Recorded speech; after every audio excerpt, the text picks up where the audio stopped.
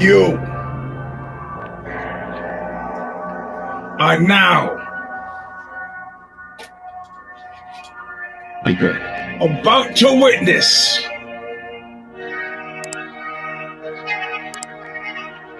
the awesome, crushing might of the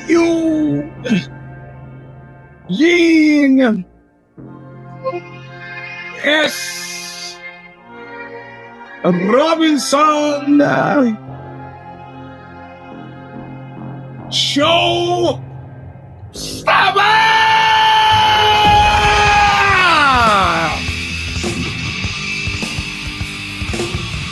Welcome, my friends,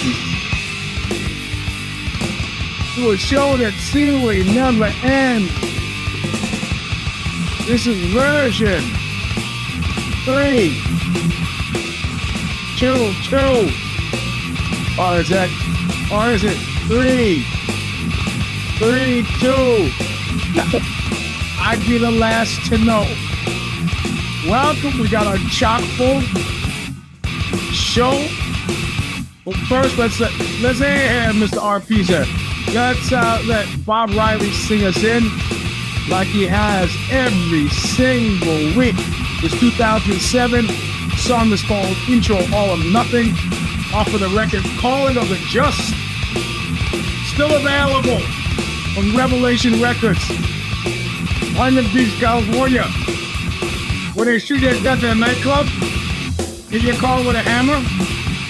And the one year they approached them out of town to open up a substandard restaurant that will fail in Central Florida or wherever. Listen well. I've never seen them live. They're solid. Sure, it's a record. I'm on my way back to nowhere. I took my time When I with a good good night, night, see see up there, I'm taking a real good look too. Now I'm taking a Real good look at your face. I'm on my way back to there, For being paid back and for always nothing. All right. Tell me something. Last week I did the bait and switch with the I started the intro without the headphones, and then I used the headphones for the rest of the show, hoping that it would improve the quality of the audio post facto. If anybody's paying attention and you notice an appreciable improvement in the audio quality, please let me know. Body aches and chills. Oh, bro. At least you don't have what Marty had, which is a stomach thing. JW's here, which resulted in explosive shits. Cora was sick. Kosh is sick. Marty was sick. You were sick, Mr. RP. I'm beset. The righteous man like me is beset on all sides with people who are ill. It's the season for it. Just after I asked Mr. Timel if he had gotten a flu shot, he just laughed at me.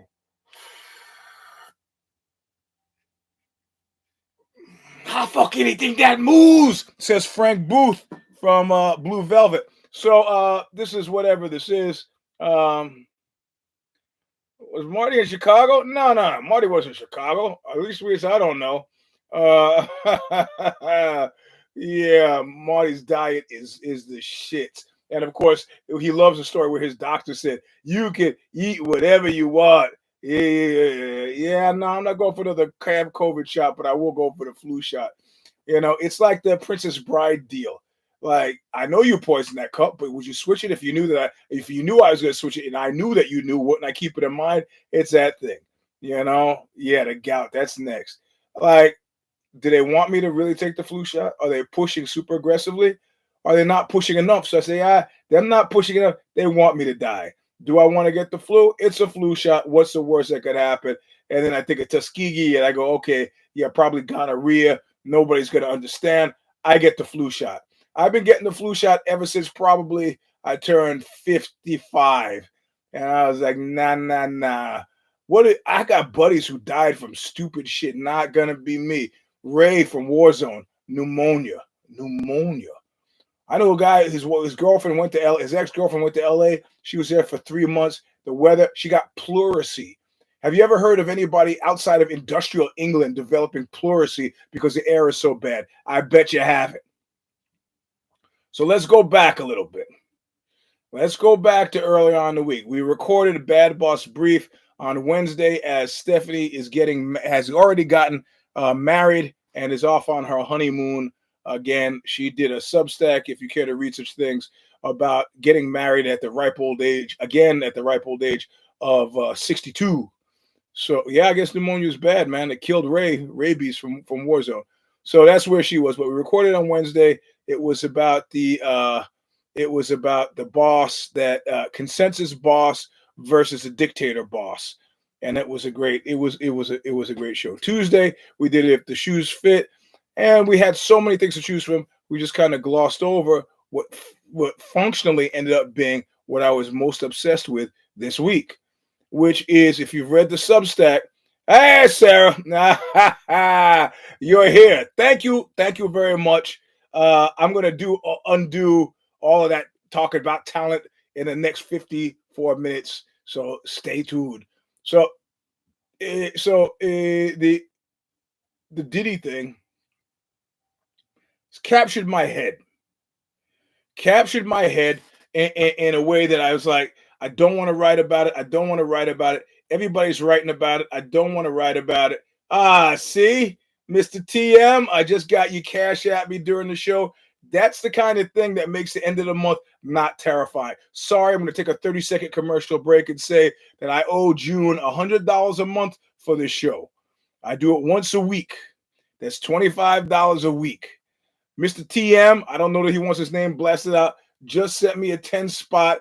That man is living right.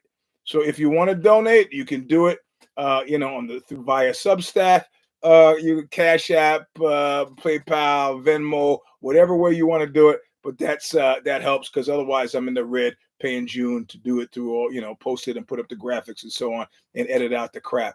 Yeah. So anyway, the Diddy thing. And I'm agonizing over it, because naturally what happens is I think of something and I think, hey, that's funny. And then I think, yeah, it's too much. And that I should be careful and concerned, like tonally, there are important things to achieve here, right? Because on the one hand, criminal activity certain types of criminal activity chafe my hide. On the other hand, I'm quick to slow the roll of people who start using the words perversion. So the first headline I used was, I'll just read it to you now. No, I'll read you the one that that ended up going public with. I went to a freak off at Diddy's place where I learned that the little guy always gets it in the end. Okay, that's not what I originally wrote.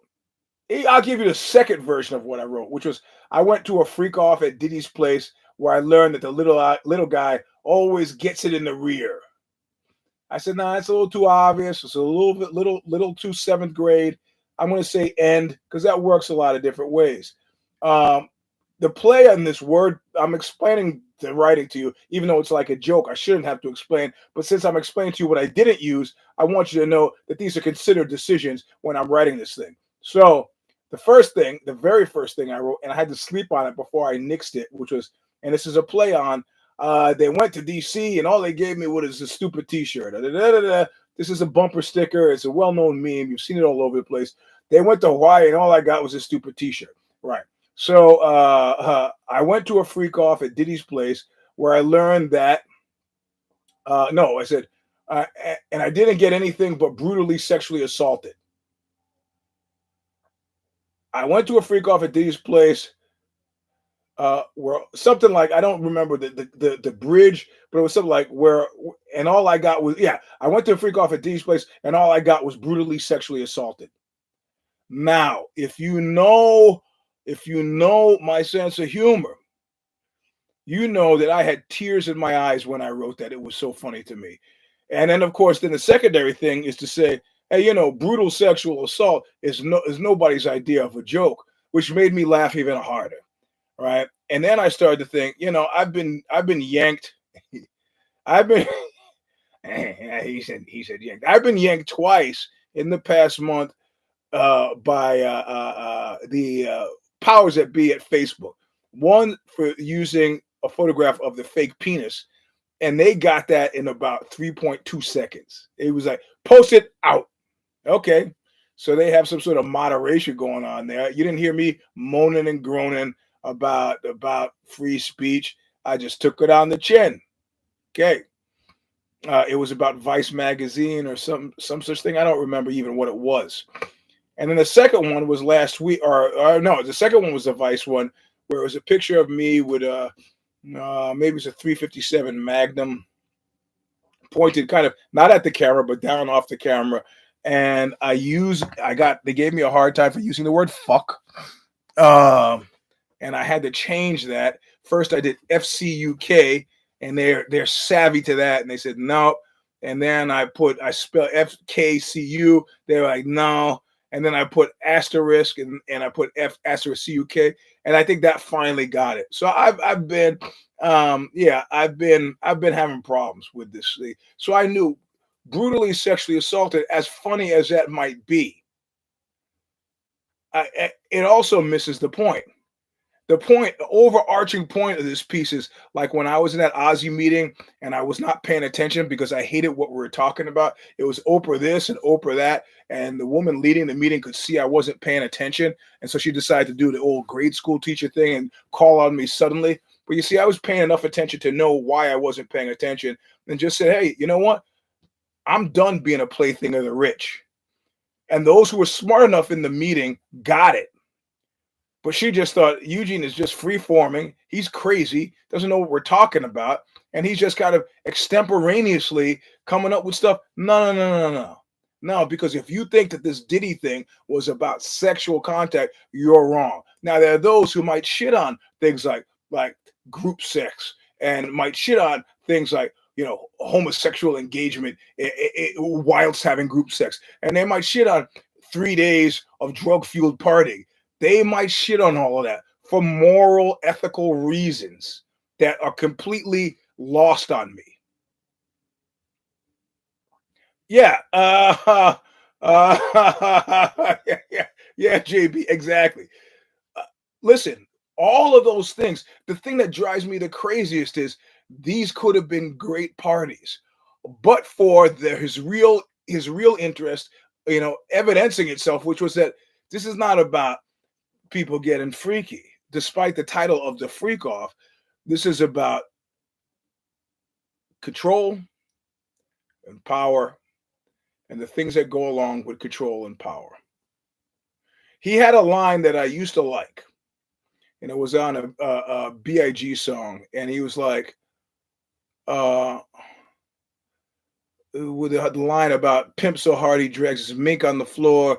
Any chick fucking with me, believe me, that's a privilege.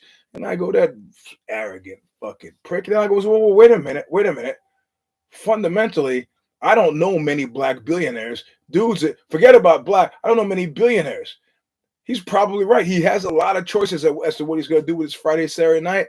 And if he was, of the mind to choose to hang out with you, I'd say that was a certain kind of. I've never been on a super yacht. I'd say somebody invited me on a super yacht. I'm not impressed by the super yacht, but I would say I would feel privileged that I got to hang out on the super yacht. Unless, oh man, the Sklar brothers, fuck those guys. I've been laying in wait for them. And I got the first of those thieves of revenge. I didn't forget this, and I'm not going to let it go. But I will get to that later. So these could have been great parties, and now you've given a leg up to the moralists, the ethicists, who are going to say this is what happens. This is what absolute power corrupts absolutely. Money, these inevitably, or people might decide to go to ghettoize it, or racialize it, and say, oh, look what you give them. There's a morality, sexuality, and privilege, but you can't. People say, oh, I don't understand your heavy-duty philosophical talk. Philosophical talk, nothing. I think his repressed homosexuality is what caused him to want to control and wield power over people so he could engage in homosexual activity in a semi-public setting. And I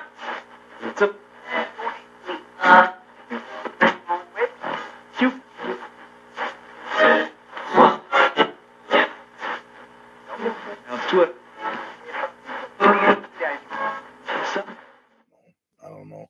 Anyway, try to stay alive. Tuesday, but if the shoes fit, I don't think John's gonna be there. He's going off to see his make-believe girlfriend somewhere in Minneapolis.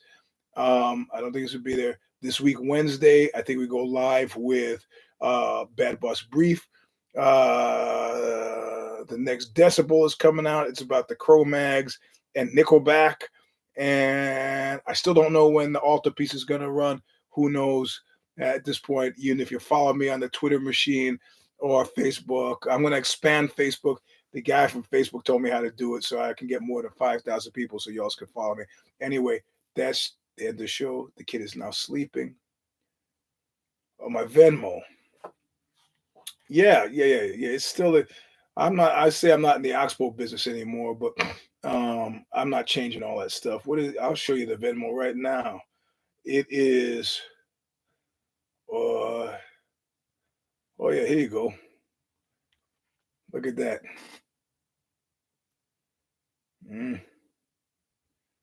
All right, you got it at Eugene-Robinson-28. And look, balance 0. Goose egg. But the kid is sleeping now, so I can't scream. So look what you made me do. Don't die bloody.